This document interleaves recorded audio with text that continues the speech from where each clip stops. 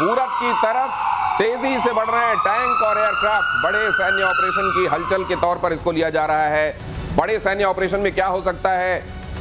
Europe में अमेरिकी सैन्य टैंक, अमेरिकी सेना के जो टैंक हैं, जाहिर है नेटो की बात हम कर रहे हैं, पूरब की तरफ तेजी से बढ़ रहे हैं। क्या मतलब ये, क्या थोड़ी और मदद दी जा रही है? क्या हो रहा है यूक्रेन को? मदद नहीं दी जा रही है। अब मुझे लगता है, मैं इसका दूसरा निकालूंगा दिनेश पहलू। अब ये लगता है कि सब दोनों पार्टीज थक चुकी हैं। इधर वाले थक चुके हैं कि मैक्रोन के ऊपर देखा आपने कैसा अटैक किया ट्रंप ने। तो इसका ये मतलब है कि मैक्रोन के साथ कोई ज्यादा वो चल नहीं रहा है। मैक्रोन ही कह रहे थे नहीं हमें जाना चाहिए, हमें मदद करनी चाहिए। तीन लोग इन्वॉल्व है ना, फ्रांस, जर्मनी और यूके। यही लोग चाहते हैं, यही चाहते हैं कि आप यूक्रेन को देते रहिए। ट्रंप ने कहा युद्ध रोको। अब ये जो मूवमेंट हो रहा है, ये सिर्फ ये हो रहा है कि ये बाउंड्री लाइन है, इसके अंदर मत आइएगा। शायद रशिया को भी बताया जा रहा है कि आप इसके अंदर मत आइएगा। लेकिन लोग तो ये सोच रहे थे कर्नल साहब कि ये असल में ब्लॉक, अगर किसी को लो ना ब्लॉक के तौर पर आप मानो तो केवल वेस्टर्न कंट्रीज हैं। क्या दिख रहा है वो ब्लॉक है क्या? नहीं, देखिए वैसे मैं आपको बड़ी जिम्मेदारी से बता रहा हूं कि यूरोपियन यूनियन कभी भी यूएस को लाइक नहीं करता। ये मैं आपको पर्सनल एक्सपीरियंस से बता रहा हूं और उसका प्रूफ दे देता हूं। दिल्ली में यूरोपियन यूनियन कम से कम मेरे साथ 5 कॉन्फ्रेंस कर चुका है और उसमें मेरी जिम्मेदारी सिर्फ ये होती है कि कोई भी यूएसए का बंदा अंदर ना आ जाए। और उसके अंदर जितने डिस्कशंस होते हैं वो सिर्फ इस बात पर होते हैं कि किस तरीके से यूएसए की दादागिरी उन्हें मंजूर नहीं है।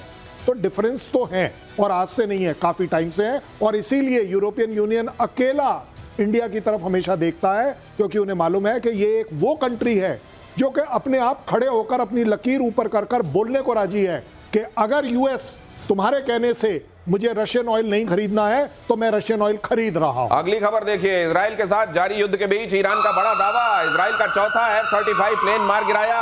ईरान ने कहा तबरिज के पास इजरायली F-35 फाइटर जेट को मार गिराया। इससे पहले ईरान ने 3 इजरायली F-35 गिराने का दावा किया था। एक बात बहुत अच्छी कही थी एयर मार्शल पीके श्रीवास्तव ने, कि हवाई जहाज गिराने के दावे वो कर रहे होते हैं जो हार रहे होते हैं, जिनको अपना अंत दिखाई दे रहा होता है, उनको फेवर में रिजल्ट नहीं दिखाई दे रहा होता वॉर का। इसलिए हमने ये मार गिराया, वो मार गिराया, यहां मार दिया। ये छोटा छोटा बताकर किसी तरह अपने फौज का मनोबल ऊपर रखने की कोशिश करते हैं। असल में जो जीत रहा होता है वो पुंजीय तरीके से नहीं बताता हमने ये मार गिराया, वो मार गिराया, इनका ये जहाज मार गिराया। ये एक बड़ा कंपैरिजन ये वाला भी है पाकिस्तान के साथ, मेजर गौरव आर्य।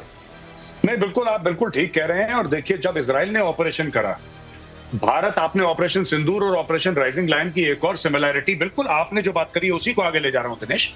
आप ये देखिएगा कि जब हमने पाकिस्तानी इलाकों पे, खासतौर से जो टेररिस्ट बेसिस थे, जब वहां पे हमने बम मारे थे तो पाकिस्तानियों ने उसका प्रूफ दिया था, हमें प्रूफ देने की जरूरत नहीं थी, राइट। इसी तरीके से जब इजराइल मार रहा है तो वहां पे ईरान करा रहा है और बोल रहा है कि हमारे आर्मी चीफ को मार दिया, दूसरा वाला था उसको भी मार दिया, ये IRGC के हेड को मार दिया, एयर डिफेंस के हेड को मार दिया। इजराइल बाद में बोल रहा है, पहले ईरान चिल्ला चिल्ला के बोल रहा है। तो ये आप बिल्कुल ठीक कह रहे हैं, ये इसका दूसरा पहलू ये भी है। और चुटपुंजी खबरें कि हमने उसके 2 F-35 मार दिया। अच्छा, उससे क्या होगा? मैं कह रहा हूं चलो मानते हैं तुमने मार दिया, जो कि झूठी खबर है, पर मान लो तुमने मार दिया। अच्छा, फिर क्या होगा? अगर तुमने F-35 मार दिया तो फिर क्या होगा? बेसिकली जो वॉर का पॉलिटिकल एम है, क्या वो पूरा हो रहा है कि नहीं? बिल्कुल। हथियार कल कोई बोलेगा जी मैं राइफल फायर कर रहा था, मेरी राइफल खराब हो गई, या तो दूसरा देश बोलेगा कि भाई हमारी बहुत बड़ी जीत है कि दुश्मन की राइफल खराब हो गई। ये कौन सी बात होती है? It's a weapon. एट्रिशन के बारे में हवाला वो देते हैं जो हार रहे होते हैं, वरना जंग का आउटकम क्या है उसके बारे में चर्चा होती है जीतने वाले की तरफ से। ईरान में मोसाद की ड्रोन फैक्ट्री का खुलासा आ रहा हूं सर। ईरान ने किया फैक्ट्री ध्वस्त करने का दावा। तेहरान और अल्बरोज में, ये मैं ठीक पढ़ रहा हूं, अल्बरज में 2 संदिग्ध गिरफ्तार। 200 किलोग्राम से ज्यादा का विस्फोटक यहां से बरामद हुआ है। 23 ड्रोन के पुर्जे, लॉन्चर, अन्य उपकरण। मतलब न तो वहां ऐसी जगह छोड़ी जा रही है जहां इन्होंने किसी तरीके की मिसाइल रखी है, ना ऐसी जगह छोड़ी जा रही है जहां किसी तरह का ड्रोन रखा है, और बाकी जगह जहां न्यूक्लियर वाली बात हो रही थी उन जगहों का क्या हाल किया है उसने भी। मतलब क्या ईरान आज से 10 दिन बाद, 15 दिन बाद क्या देख रहे हैं एयर मार्शल साहब? देखिए, ईरान 10 दिन से पहले ही घुटने टेक देगा, उसकी बातचीत चल चुकी है दिनेश। अच्छा। ये जो 4 रफाल और 4 F-35 मारने की बात हो रही है ना, हाँ। आपने उसके बाद क्या देखा था? हाँ। उसके बाद सरेंडर देखा था। सरेंडर देखा था ना। सरेंडर देखा। तो वही ट्रंप का कॉल आएगा। सब जगह गुहार लगा रहे हैं कि भाई युद्ध बंद कराओ, चारों तरफ गुहार लग रही है। और ये F-35 तो ये किस सूरत में होगा? क्या ईरान ये कहेगा लाओ हम दस्तखत करते हैं? दस्तखत करेगा? कर्नल साहब देखिए ऑलरेडी ईरान ऑफर कर चुका है यूएस को कि हम आपके साथ बात करने को तैयार हैं। ऑलरेडी स्टार्ट हो गया। और उसने ये भी कह दिया है कि हम न्यूक्लियर डील के सर बारे में आगे बात बड़ी नहीं कर रहे ब्रेकिंग हैं। इंतजार कर रही है, रुकिए आता हूं आपके पास। ईरान इजराइल युद्ध को लेकर बहुत बड़ी खबर। ईरान चाहता है कि ट्रंप करा दे ceasefire. Qatar, Saudi, Oman से लगाई गुहार। ईरान के राष्ट्रपति मसूद पेज़ेशकियान ने कहा ये ट्रंप से कहो नेतन्याहू को समझाएं। आ गए, बिल्कुल सही कह रहे हैं आप, आ रहे हैं सीधे सीधे समझाओ वाली बात में। ये अगली ब्रेकिंग लगाइए, नेक्स्ट लगाइए। एफएटीएफ ने पाकिस्तान की कसी नकेल। पहलगाम हमला बगैर आतंकी फंडिंग के संभव नहीं है। Good morning. चलिए आपको भी समझ में आई ये बात। एफएटीएफ ने कहा ऐसे हमले सिर्फ बंदूक बारूद से नहीं होते, अटैक के पीछे फाइनेंशियल नेटवर्क होता है, एफएटीएफ ने कहा। गौरव साहब ये चलिए गुड सेंस प्रिवेल करता लग रहा है।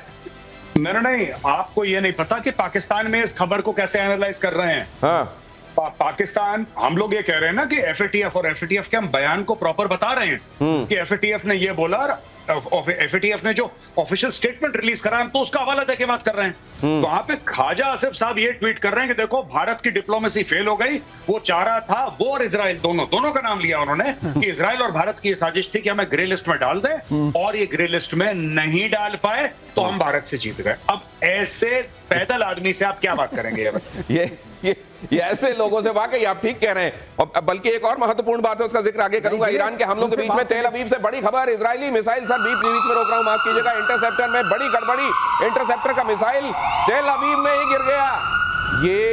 ये देखिए, यहां पर वो तस्वीर भी आपके सामने रख रहा हूं। तस्वीर देखिए और ये खबर देख लीजिए। एक बार फिर से आपके लिए दोहरा रहा हूं। ईरान के हमलों में के बीच तेल अवीव से ये खबर है, इजरायली मिसाइल इंटरसेप्टर में बड़ी गड़बड़ी। इंटरसेप्टर का मिसाइल तेल अवीव में ही गिर गया। मतलब वो जो काउंटर चलाया था इधर से, वो बीच में ही गिर गया। देखो दिनेश, हाँ। जब इतने सारे चल रहे हैं, हाँ। उसके बीच में वन ऑफ फेल्योर हम उसको बोलते हैं, हाँ। वो प्रोबेबिलिटी होती है, हो सकता है। अच्छा। वो युद्ध में जीत या मात की चीज नहीं तय करता है। हाँ। जीत उससे होती कि जो आपका पॉलिटिकल एम था। लेकिन सर हम उनकी टेक्नोलॉजिकली सुपर पावर होने का बात वही तो बात करते है, हैं। जो सुपर पावर होता है उसकी इतनी जिम्मेदारी रहती है कि अगर छोटा सा भी बिंदु लग जाए तो कहते हैं लिखिए देखिए। सचिन तेंदुलकर 98 पे आउट हो जाए तो लोग देखिए करते हैं, वो वाली बात। लेकिन आप ये जो हम वो कह रहे हैं, हामिद मीर एक चीज कह रहे हैं कि अभी अगर ईरान की तरफ से ध्यान हटा इजराइल और भारत का, वो भारत भी जोड़ रहे हैं, तो फिर पाकिस्तान का नंबर आएगा। मेजर गौरव आ रही है, ये दूर की कौड़ी कहां से लाए हैं हामिद मीर? ये देखिए, ये डर अच्छा है, पहली बात।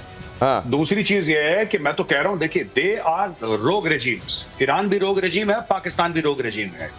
और जो नेतन्याहू ने पाकिस्तान के साथ करा, कहीं ना कहीं भारत को ना वैसा ही पाकिस्तान के साथ करना होगा। और भारत ने एक ट्रेलर दिया भी है इसका। मैं तो डे 1 से कहता चला आया हूं वेरियस प्रोग्राम्स में कि भैया देखो, जब तक आप पाकिस्तान की मिलिट्री लीडरशिप को टारगेट नहीं करोगे तब तक कुछ नहीं होने वाला।